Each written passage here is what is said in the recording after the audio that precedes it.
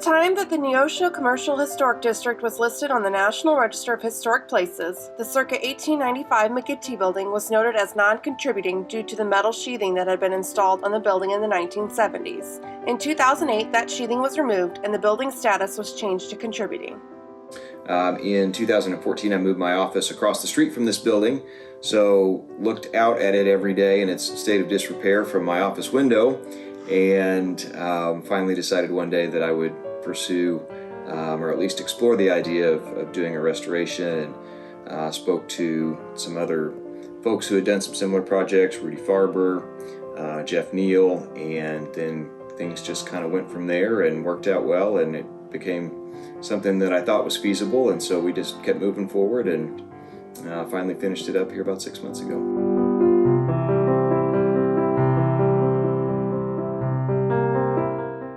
Exterior work included reopening the original transom areas above the storefronts and removing the circa 1970s brick veneer from the long side wall. I'd say one of the big highlights was the discovery of the mural on the side of the building. We didn't know that that was going to be there. We had some old photographs that show that it looked like there was something there on the side of the building, but nobody could tell what it was.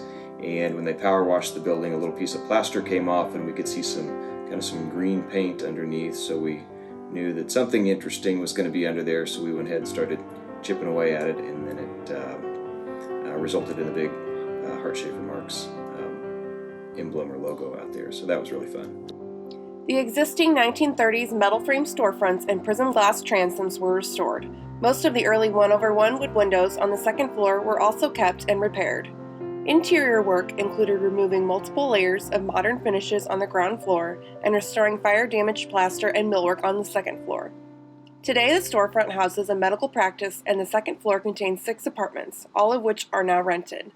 This successful restoration returns the McGinty Building as an anchor to the south side of the Neosho Public Square.